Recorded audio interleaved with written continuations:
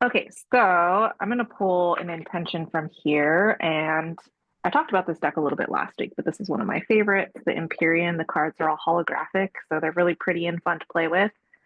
Um, but I love the just like kind of simplicity of it, which is good for today. Today we're going to be talking about body mechanics, and this is something that is super important to us for longevity in our careers. And just making sure that you're not like existing in pain every day as an esthetician, which can sometimes happen pretty quickly if you're not good about your body mechanics. And for some people, they can go a little bit longer before it really starts to bother them. Ooh, our card for today is vision. So just taking that in its simple explanation, I want you guys to, as we talk about these things, and I'm going to show you some stuff. I'm going to adjust my camera so you can see like my table and my body and give you some examples of things that work and don't work. But I want you to like visualize what that looks like for you in the treatment room. If you are already doing like facial massage and things like that, can you kind of see yourself in these positions that we're talking about that maybe not be won't be so great for you? And can you kind of visualize what that looks like for your body in a better position, or how you may have to adjust your space now, knowing some of these things? So, especially if you're a facial massage focused esthetician, body mechanics is so important because it's what allows you to get the pressure and direction that you need to really get good effects without hurting yourself. So let's dive into it. I'm going to give you five different places to pay attention to your body mechanics, and we'll talk about what it should look like in each one of those places. Yeah, I can give you some recommendations for good tools to use. When we get maybe closer to the end, I'll show you like what I use, and then I'll give you some like what I've used in the past and the good and the bad about each of those things. So um, yeah, I'll give you those things as we go. So the first thing I want to talk about is posture and spine alignment. Now, this seems like very like a basic thing that we all kind of understand, right? We should have a neutral spine position and our shoulders should be relaxed and our back straight. It's easier said than done. So once again, like the vision comes in here, visualizing how you work. Do you notice that your lower back is hurting a lot while you work? And if you notice that, then you may be experiencing some pelvic tilt. Now, this isn't something that we can really adjust if it's something that we are experiencing just with body mechanics. But one thing that does help is trying to like pull your pelvis in. An example of a pelvic tilt, by the way, would be like if your butt sticks out when you stand. So like the booty pop, essentially. If you notice that that's your body position, like your stomach kind of comes forward and your butt comes out the back, and your lower back is hurting, then you likely are dealing with some pelvic tilt. So the only thing that you can really do is imagine like tucking that pelvis in and keeping it directly underneath you. And it is really more of an issue, I find personally, because I deal with this when I stand and not so much when I sit.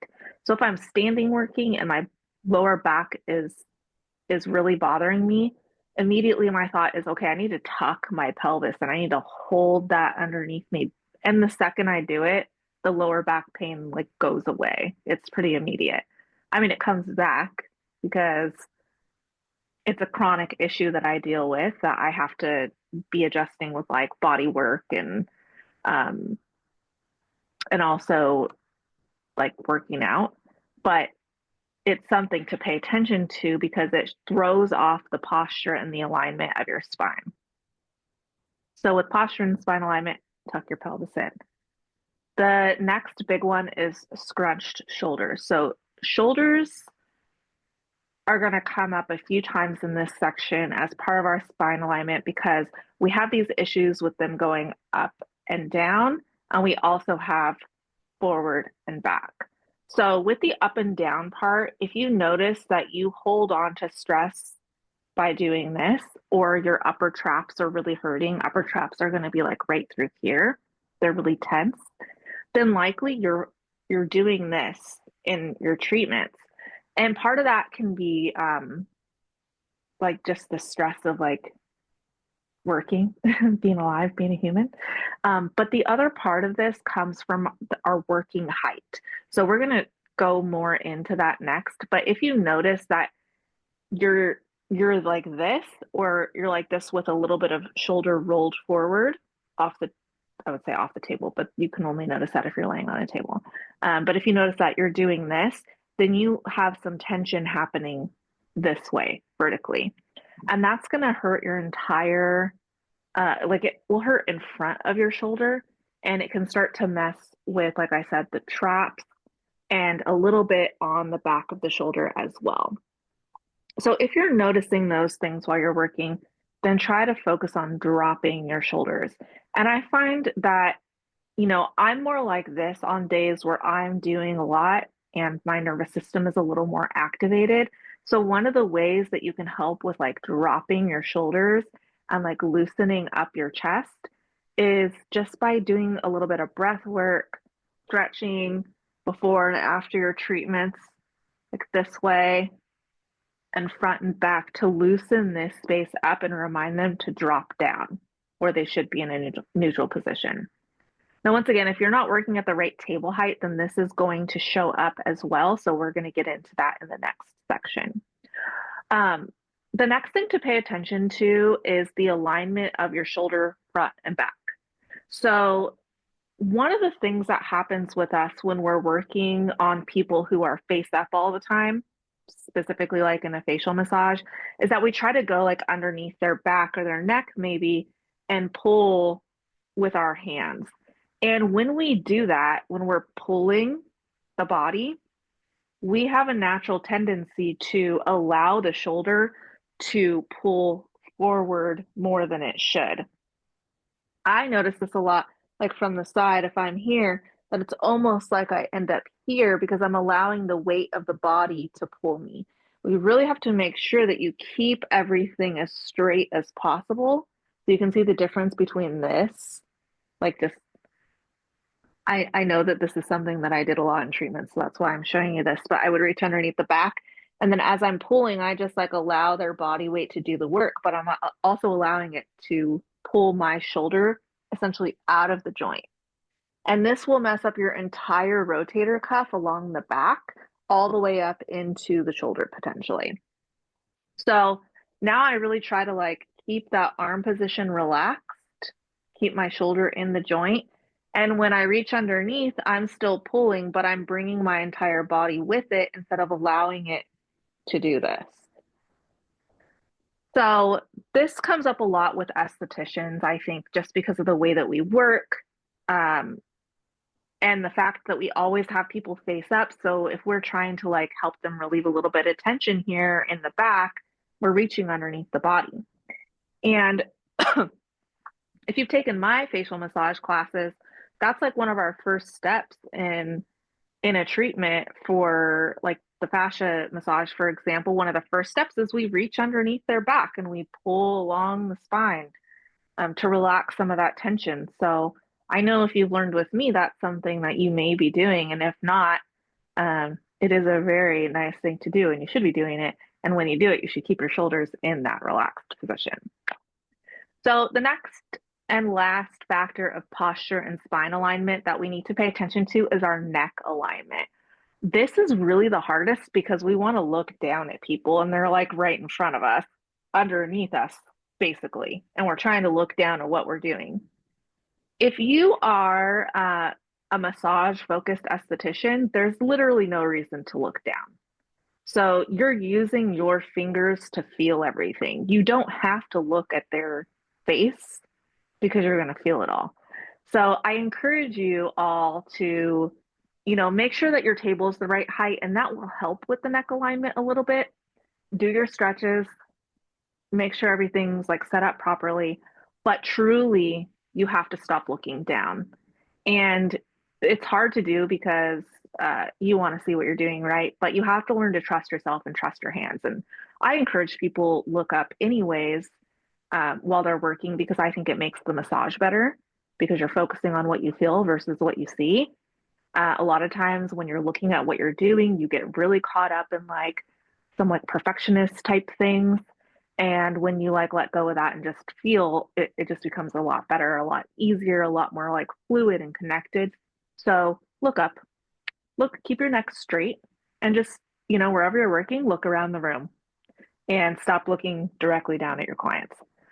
Of course, if you're doing like extractions, lashes, waxing, things like that, it's not really something that you can do, is like look away. So, once again, you just have to make sure your working height on your table is correct and that you're stretching out your neck as much as possible.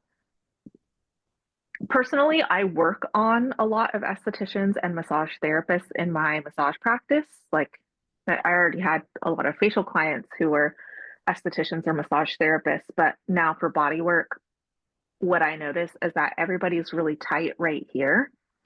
And when you're really tight right here because of looking down and like all of this work that we do, what ends up happening is it can actually pinch on the nerves in your hands and give you some numbness in your hands, which we call thoracic outlet syndrome. So there's a lot of thoracic outlet syndrome happening with us because we're like this all the time. And there's a lot of issues with those rotator cuffs hurting all around the rotator cuff, both in the front and in the back. So that's like a collection of at least four muscles that are all being impacted by pulling forward and out of the joint. And then a lot of times, like they'll come in and complain. I'm sure you guys all experience this, um, but they complain of like back of the neck and back of the shoulder pain, upper neck, upper back area. Um, and they're concerned about the pain in that area, so they want work done in that area. But the problem is actually that the chest is tight, and when the chest is tight, the back becomes overstretched. So there's some like issues um with like this being so tight that this no longer can stay in the correct position and it's stretching out too far, and that's why you're feeling pain there. So a lot of the posture and spine alignment issues that I've mentioned, like scrunched shoulders, um, here, pulling out of the joint here and the neck alignment are all manifesting in like really tight muscles in this space and muscles that are too loose here. And one of the things that you can do to help with that, like if you notice that you are tight and so it's kind of a natural position to go here, is just stretch your chest as much as possible. Dig in. So, like starting at your sternum, work all the way across to your shoulder and see what you feel in there. Most of us are going to have some like really tense spots that are nice to work out with, just so you can see what I'm doing, like some up and down motions. But I'm digging in there enough for you to see my tissue move. So it's taking a good amount of pressure um, through there. And then you can also just grip the tissue and push it down while you stretch up. And that's really going to open up all of this space so that the rest of it can go back into its relaxed position. So those are some things for posture and spine alignment to think about, because it's not as easy as just being like, keep your back straight, you know. You need to also think about maybe like, where is this hurting me and what might be happening when I'm working.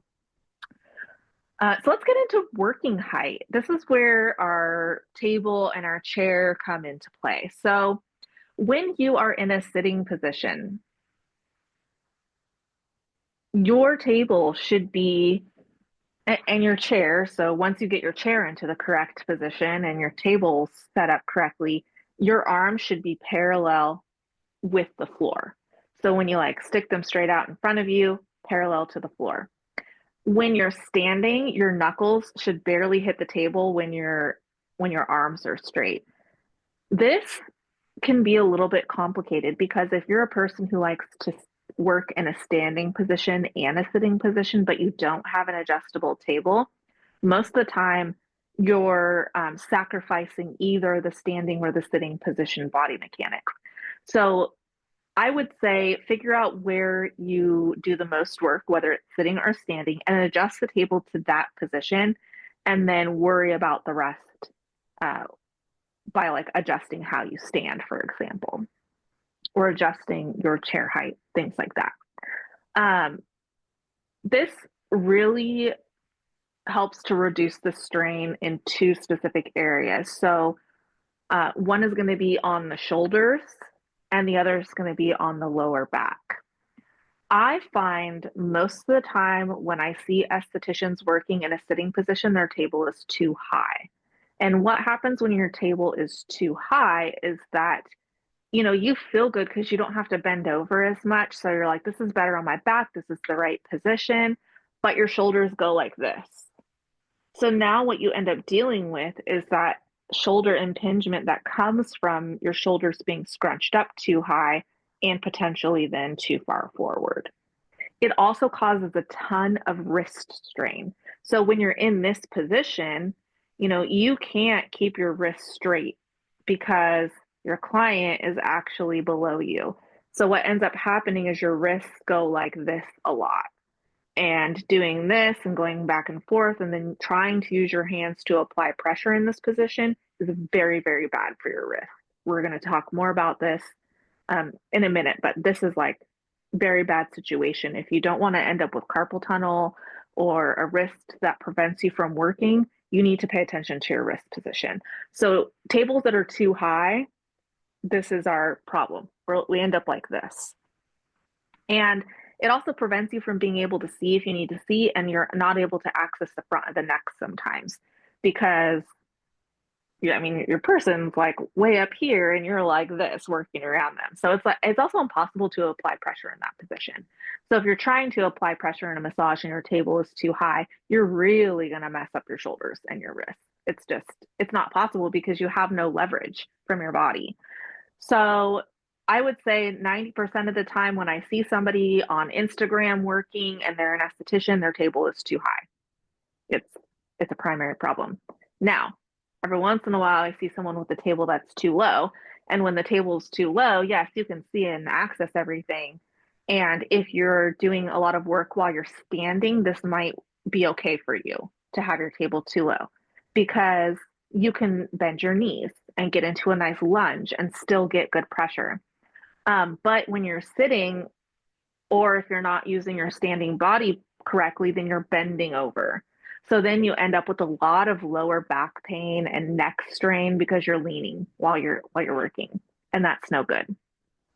So I see this very rarely. There's like a few specific um, people who like are Instagram estheticians, if you will, and I notice them doing like facial massage videos and they're standing and their table's way too low. And immediately in my mind, I think they're not doing very many treatments because if they were, they would be in so much pain the way that they're working. There's absolutely no way that you can work standing and bending over people or like bending around people. It doesn't work. So, uh, table too low, not the most common problem, but it can be a problem um, depending on how you like adjust for yourself in your sitting position and having your chair set up correctly.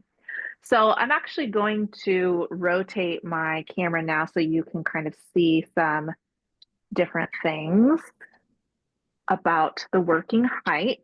Now, I will tell you that I do feel like my table is too low right now, and I have it set up like that on purpose for some body work that I was doing, but I don't know that I would leave it this way for doing facials. Let me move here. Or for my standing facial work, this would be too low for me. So we're gonna turn around here so you can see my table. You can see here my chair is way too high, so I need to take that down a little bit. That's because it was my camera stand. Okay, so when I'm working on this table from a sitting position, this is the lowest that this chair goes for me. So if I were doing a facial here, um, I would really want to be more like this in this position. So I would need to take my table up just a few more inches. Like you want your arms to be parallel while you're working, and that wouldn't work when I'm reaching down to touch like a chest or underneath the back. For me personally, I do a lot of that. So I want to think about that as I'm adjusting my table. Too low for me because my chair doesn't go any lower. Okay, but when I'm standing, and I'm looking at my knuckles, this is barely below my knuckles. So I really could get some good leverage here if I was working on like someone's chest, for example, or even on their face. I could really lean into this. If I'm doing buccal work, I'll work from the side a lot and then I'll have leverage to lean in by getting into a lunge and giving myself that leverage. But I wouldn't stand here working on someone like this, right? Bending over. So if my back is bent, that's not going to be very helpful. Pick it up a little bit so you can see. Like if I'm working here from the side, which I do a lot, I want to make sure that they're in a position where I can stand up straight and not have to be here. Or if I'm working from the back, I don't want to be like this, right? I want to be straight up and down. So a little bit higher for a standing position would be better. I was doing a specific technique with this table, which is why it's so low. But this wouldn't be my standard working position. This would be something that's too low for me. Now, an example of it being too high, I'm actually going to get down here on the floor on my knees so you can see. This is what I notice a lot with people. Their table hits to about here, belly button, which I think we've been told before. I've been told before in classes like, oh, your table should reach your belly button. And this is okay to a certain extent, but if I'm working on their face, which is going to land about right here, now I have to be in this position. So my shoulders are no longer relaxed. They're like this. And this is how I often see people working. They're like too high. Okay. That's going to hurt your shoulders so bad. So really, if I'm trying to find the best position for me, both sitting and standing, this table coming up a few inches is going to be ideal. And I'll have a good position where I can sit and have a neutral, relaxed arm and be parallel to the floor with my forearms when they're in this position, and also be able to stand without leaning. Okay. And I like to work sitting and standing. For the most part, I stand. And that is actually one of the biggest things that I will say people need to do for good body mechanics as estheticians is get out of the chair, because the chair really limits you from accessing the face in different ways. It also puts you in the same position all the time. When you're in the same position all the time, you end up with repetitive stress injuries. So moving your body around is going to really help with chronic pain issues because now you're working different muscles, if that makes sense. Okay, so the other thing about working height that comes into play is your chair and making sure that your chair is the right height for you. So here's my issue with chairs. I am very short. And when you're sitting in your chair, your feet should touch the ground completely flat-footed on the ground. And for proper hip alignment, turn this to the side so you can see. For proper hip alignment, your knees should really be here. So in line with your hips or even higher. That's something you learn, like if you ever work in an office and they make you take ergonomics because they want you to be healthy at work in the office, they teach you this about sitting in a chair all day long, is that your knees should be at the same height as your hips or just a little bit higher. So what ends up happening to me, because no matter where I sit, my knees are lower than my hips, is it pulls my hips out of alignment because there's a lot of stress on the hip joint. And that messes with my lower back and I get like pinching in my hips. There's pretty much nothing that I can do about it because I've never found a stool that's short enough. Maybe if I go outside of like aesthetic stools, I might find one. The absolute worst for me was a saddle stool, because in a saddle stool, not only do my legs not touch the ground, but there's like a physical pull on my hips from my legs hanging out to the side. So I found that I had a lot less support in a saddle stool than I do in a regular stool. So when it comes to finding a good chair, it's really about you and your body and what you're comfortable with.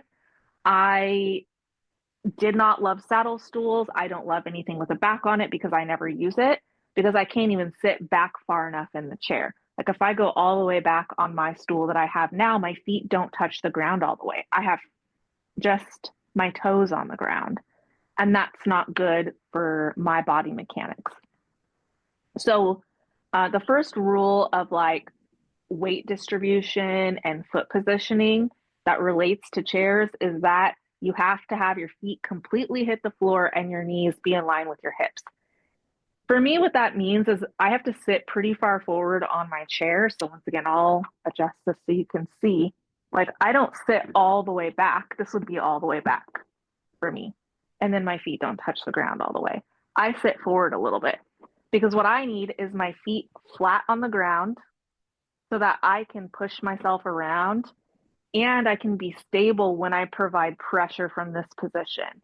So if I'm going to be doing any sort of massage, I need grounded stability in my feet when I'm sitting. The other major recommendation I have for chairs is invest in new wheels. Okay. I got rollerblade wheels. They're like office chair wheels for rolling, and they roll on every surface and they don't make noise. Like you can hear, there's no noise happening unless I run over something. And it moves so easily.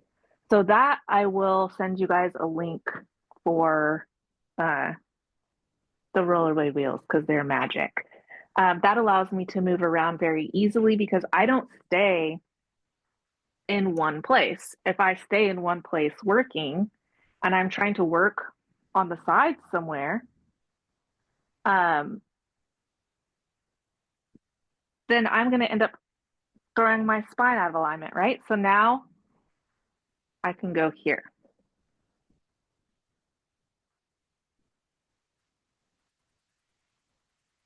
Yeah, let's talk about that. So if you have a table, well, we're going to move into talking about standing and then I'll talk to you about that because I prefer to stand. I sit like during cleansing and maybe sometimes during neck work, craniosacral, things like that. But for the most part, I stand. And I have a completely adjustable table in the spa. This is my home table that's like a portable table, but I have a fully adjustable one where I do often keep the top at an angle because it helps with like drainage with the clients. It helps with like body positioning. If you can keep their back elevated just a little bit and their knees elevated, it actually puts their spine in a better position. And if you're doing longer treatments like I do, a lot of my treatments are like 2 to 2.5 hours sometimes. I want them to be as comfortable as possible because if their back starts hurting halfway through, they're going to hate their treatment. So I do keep them in that elevated position and it works really well for them. For me, I have to adjust more. I have to be moving around the table and distributing your weight evenly between your legs. So let's talk about standing. Because chair stuff is pretty simple. Like I said, keep it rolly, keep it the right height, and make sure that your feet are touching the ground. Now, if you're a stander or if you're doing both in a treatment, here are some important things. Let me get this chair out of the way. Okay, so when you're standing, if you're working with somebody in front of you, you need to have your feet like at a hip width apart and be able to touch their head right in front of you without leaning too far forward. So you're really going to want to make sure that you have your table at the right height for that position. Uh, I find when they're elevated more in that angle that I end up having to keep my table lower because it raises up their head a little bit and I need to lunge more.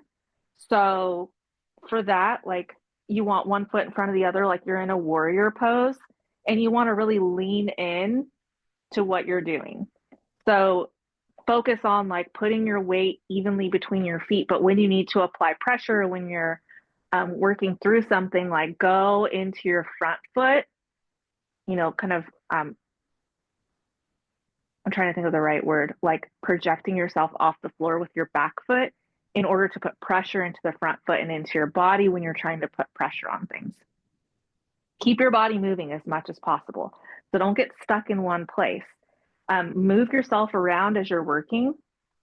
Like if you're flowy with your massage, move with the flow. And if you're like, let's say getting in here, lean and come back, lean and come back. Because the more you move your body, the better you're going to feel at the end of the day. You don't want to get stuck in one spot. I find though, with an elevated top of the table, it's best to work from the side. So for most of the massage, I'm going to do it from the side because I don't have to do this to get around them, which happens sometimes. If they're elevated high enough in front of you, then it's like you're leaning around the front of their face to get to the chest and things like that. So I will work like all the décolleté from the side. I will do all the lymphatic drainage from the side, all the um, like face rolling and things like that. Buccal, I do all from the side as much as possible. And then for that, I'm just making sure that I'm moving around the table, turning their head the way that I need to in order to work as easily as possible. The same rules apply for table height. So you really need to make sure that your table is the elevated portion of the table is like right hitting your knuckles if you're going to put pressure into things. And then if you're going to be in this position, like working behind them, it may end up that you have your table a little bit higher than what you would normally do for like knuckles touching. So in that case, you just need to make sure that you're not doing this with your shoulders while you're working. Like get it to where you can be here in a neutral position. But the side is really helpful for that. And then, like I said, utilizing lunges. So if you're a yoga person, use your warrior pose. And if you're not a yoga person, go learn what a warrior pose is because this is super helpful to be able to get the right body mechanics. Now, the other thing you want to pay attention to when you're in either of these, like sitting or standing position, is what your wrists are doing. And if your wrists are bending like this, if you have to bend your wrist in order to work, I see this a lot when we're doing buccal massage and people want to sit down when they're doing it. But the table is technically too high for them to be sitting and doing buccal massage. Their wrists do this. So if you feel like you're like this all the time, whether you're standing or sitting, likely you need to lower your table a little bit so that you can relax your wrists and have them kind of hanging in front of you. Same thing from the side. If you're working from the side or whatever, if depending on what you do, I work from the side a lot. I teach that. So if you're doing like my massage, you may be working like that a lot. But if you're working from the side, same thing. Your wrists can't be doing this. They need to be straight, okay, as much as possible. So that's something to think about as far as table height. If you feel like you're here doing your massage work, then likely you need to lower your table down a little bit just to get that straight wrist. Because at the end of the day, like I say, oh yeah, let it reach your knuckles, but what if your arms are really long or really short, right? So you still have to adjust within your own body to make sure that you're protecting those wrists and your shoulders. So that brings us into arms and hands. Now, arms and hands are really important, obviously, because they're our main tools that we work with. And what I notice most of the time is that we have both bent wrists here, and then we're trying to put pressure with things, and there's no stability in the joint to provide pressure from here. Or when we are working, let's say on the body, like maybe on the shoulders, doing this kind of stuff, our wrists are going back and forth in the joint, and neither are very good for your wrist. So there's a few rules for hand and wrist position that are going to help with preventing stress in this area that'll prevent carpal tunnel potentially. But even just like if you get stress in this joint, for example, or if you're just feeling like pain in your hands or like through here, likely there's some like rotational stuff happening in your hands that needs to be focused on.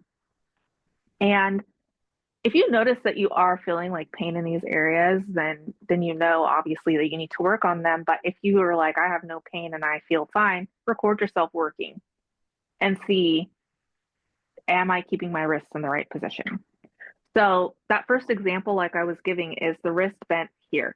If your wrist is bent like this when you're working, then you absolutely cannot put pressure. And if you're trying to put pressure in that position, then you're using only the power that comes from this space. And that's usually not enough. When we're doing intraoral work, this manifests as like putting a lot of pressure with your fingers and your thumbs or trying to use your thumbs too much.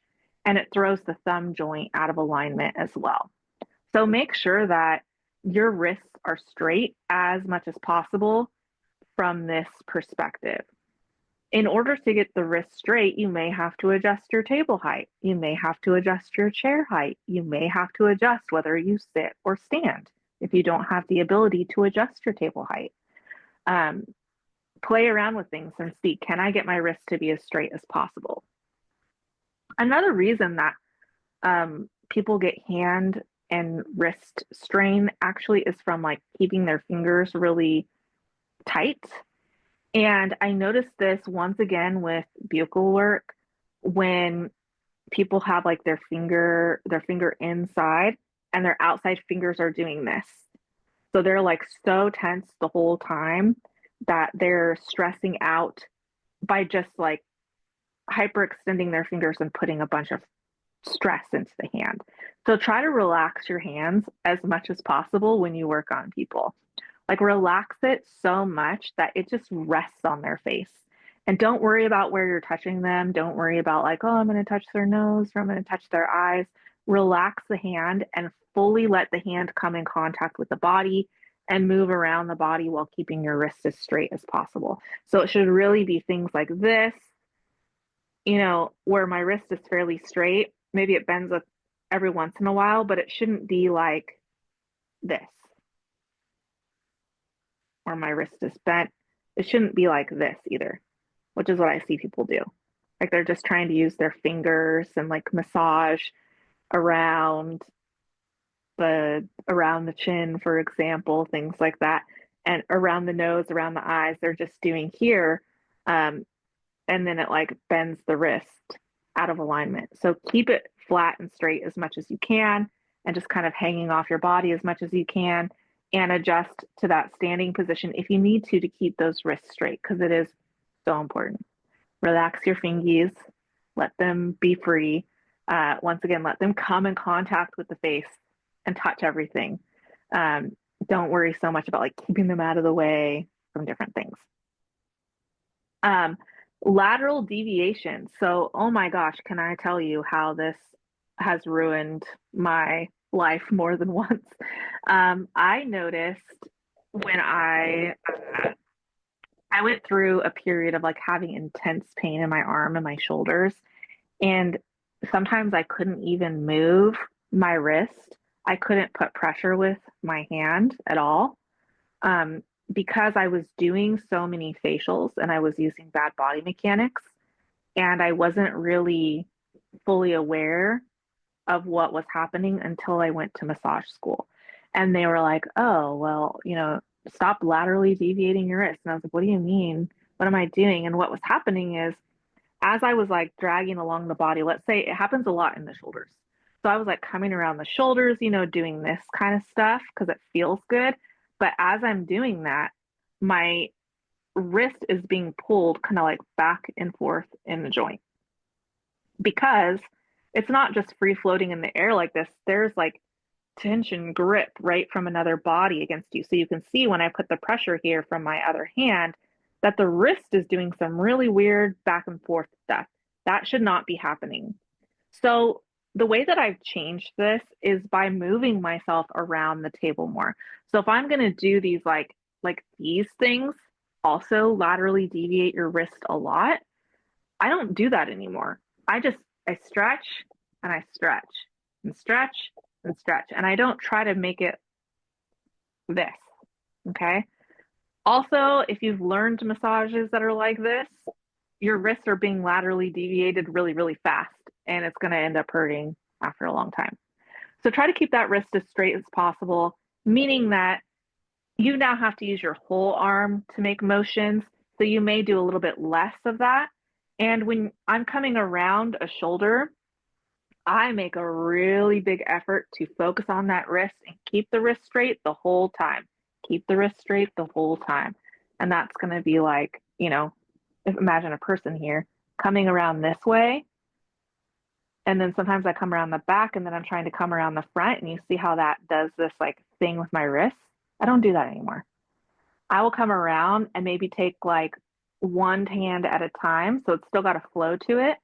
but I change how I do it so that the wrist stays straight. And that has been like life changing. I don't do this anymore. I do this and I move my body with it. Moving the body, moving the whole entire arm, life changing for that kind of stuff. Okay, so pay attention to those things and how you're using them. The last one I'll say for arm and hands is your thumbs. If you're doing any sort of pressure work, whether it's like, putting pressure here, maybe on the back of the neck or down the neck, make sure that your thumb stays straight the entire time. And it should really be straight out of your wrist. So wrist and then thumb, and it should stay straight. It shouldn't ever bend back. If it bends back at all, you're going to mess up your joint here. So keep that as straight as possible in alignment. Don't let the tip of the thumb move backward. And if you are hypermobile in your thumbs, this will always be a problem that you have to pay attention to. Maybe that means you don't do as much work with your fingertips or with your thumbs, that you do pressure work with tools.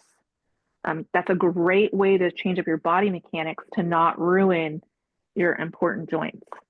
I like to do a lot of trigger point work with my thumbs, but a lot of times, when I'm on the chest, instead of digging my thumb in, which is what I used to do, I used to sit here and put the pressure with my thumbs. Now I just use my fingertips. Major change that doesn't affect me too much as long as I keep my fingertips straight. Okay. So it's really about keeping everything straight at the end of the day and letting things like relax and move. Now, the last tip I will give you is to move. And I've already said this, like if you're an esthetician and you're used to sitting, you maybe need to play with standing. And if you're in a position where you don't have a lot of ability to change the table height, maybe that means that you're moving around the table more. We learn in school, don't reach for things like this, don't twist and reach. And what that means for me is having a rolling stool to get where I need to go and back quietly has been super helpful. But it also means that standing is helpful because I can just walk to where I need to grab things and come back. Position your room so that you have access to everything if you have the ability to do that. And, part of moving around the table and working maybe from a standing position or even from a sitting position is to always use your body strength to apply leverage. Not just strength, but like the weight of your body and gravity. So if you are trying to put pressure in your massages, whether it's like facial massage or chest or neck, then you need to be in a position where that strength doesn't come from your hands, which I think once again means you have to stand. So I know that a lot of estheticians get stuck sitting because every time I teach a facial massage class and I'm making them stand the whole time, they're like, can I sit for this? And I don't mind people sitting, but it is easier when you stand. And if your back is hurting, it's likely because you're just not in the right body position or not using the right body mechanics there. So if you want to be able to move, obviously you need free space, but then you need to learn about those proper lunges. And when you're trying to put pressure into something, you're never like leaning to the side or leaning forward. It's always keeping your arm and your wrist straight and leaning in with your whole body, allowing the whole body to go into whatever you're doing. So I have to move, right, in order to get in that position from all these different directions. When I'm sitting, I don't have the ability to do that.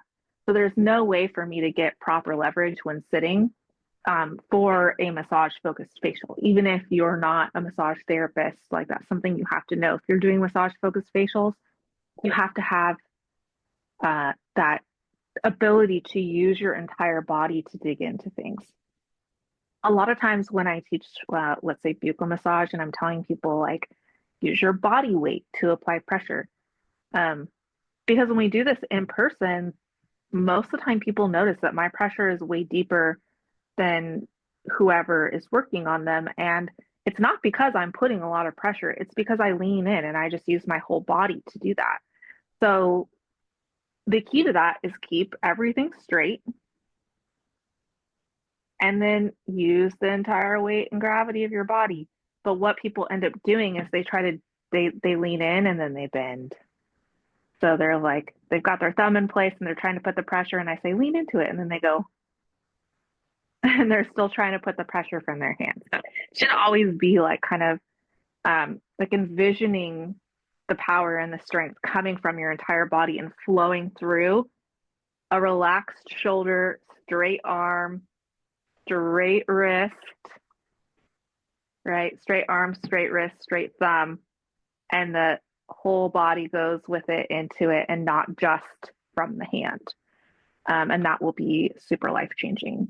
Now, to go off onto a little bit of a tangent, there are some things that we do as estheticians that can't really be adjusted and they can be really painful. So, extractions, if you're using your hands for extractions and you find that you're having some struggles with your hands, you may have to switch to tools.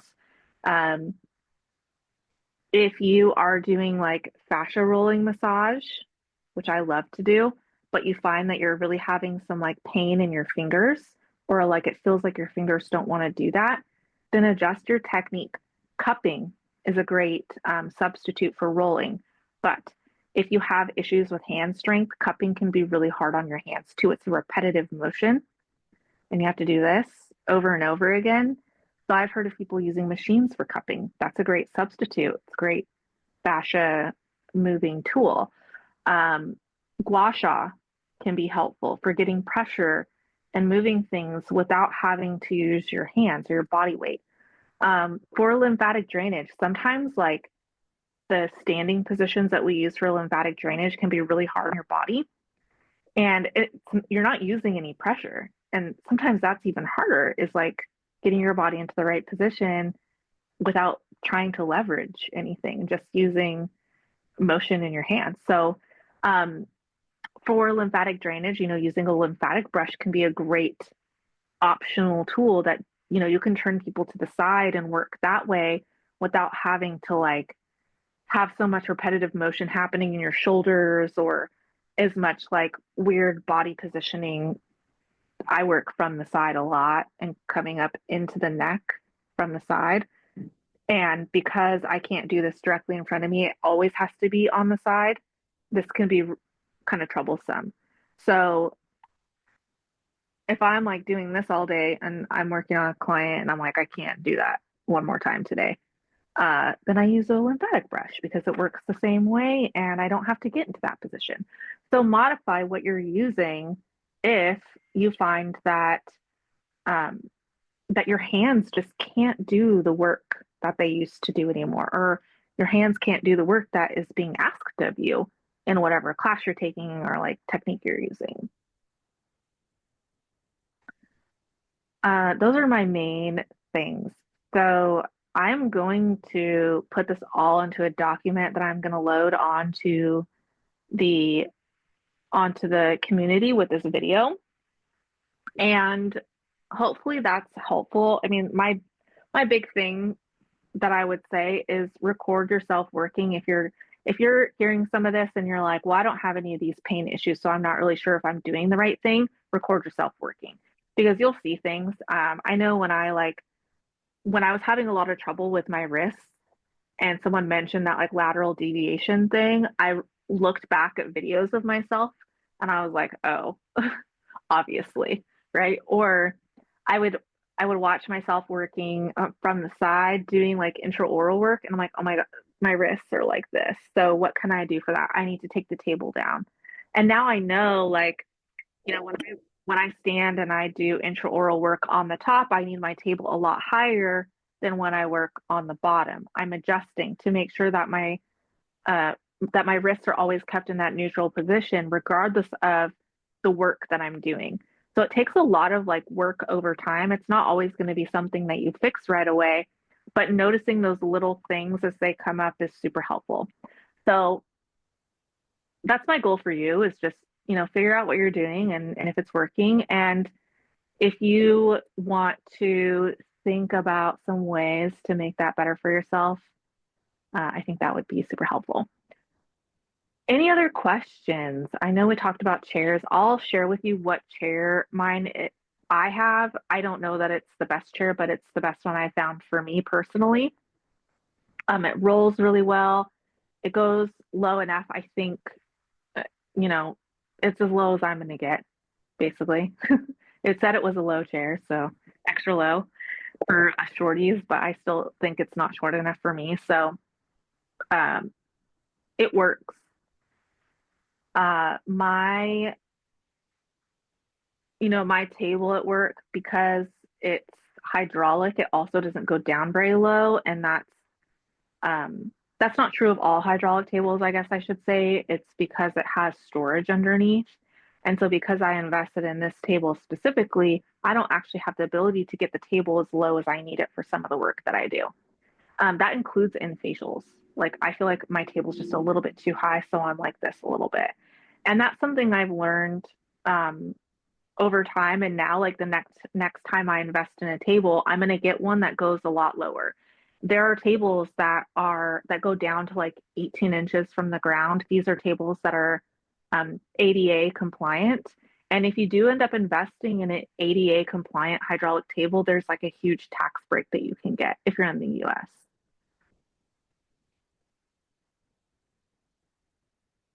And you just have to like search up what tables those are specifically or which tables fall into that category. But I know like Earthlight makes some, or some other companies that make those as well. And if you're using a portable table, then you should be able to get it to the right height. But I know that a lot of times we're working in places where we're working with someone else or we don't own the business, so we don't have control over those things. So you really just have to adjust your own body to get in the best position or advocate for yourself. If you guys are going to invest in something new, like advocate for what you need. This came up a lot when I worked in a spa actually with our chairs because they had those saddle chairs. And after a day of working in a saddle chair, my hips would be so jacked up that I like couldn't even sit in the car. It would hurt so bad because I have this like impingement issue that happens when my hips like pop out of place. And it would be like I was sitting on a chair and it was a saddle chair. So my hips are already dropped down, but then they were also not short enough. So it would always go like this so that one foot would be on the ground. And then my hips would be really, really bad after a day of doing facials. That's when I started standing a lot more. But at some point, we all got together and we were like, we need different chairs. Like we have to have flat chairs because some of us cannot work in these chairs. They're too high for short people, and a lot of people do have issues with their hips in those saddle chairs. So, and I know like I shared a suite with someone for a while, and she had gotten a saddle chair, and I told her like and then she got pregnant, and I was like, you're gonna hate that saddle chair once your hips get nice and soft, because it just like throws you off if you're not the right height for it. So they work well for tall people, potentially, but not for short people at all. I just use a regular like massage stool. And then, like I mentioned, the ones with backs on them, which I see them sold as being like so amazing for estheticians, but I've literally never sat back in one of those chairs. Like two of the places I've worked had backs on their chairs, and I couldn't even ever get into a stool enough to sit back in it. Like, who's leaning back in a chair? It's so weird. Um, I know part of that is like maybe they provide some lumbar support, and that can be helpful. But if you already have hyperlordosis, if your booty pops out, then that's also not going to be helpful, by the way. So uh yeah, don't get stuck on like one individual item. Try different ones. If you find something that doesn't work for you, send it back and get something else. So those are my tips. If you guys have questions, let me know. I'm going to stop our recording so I can save this and put it online. But if you have anything else, you can ask. I'll stick around for a couple minutes.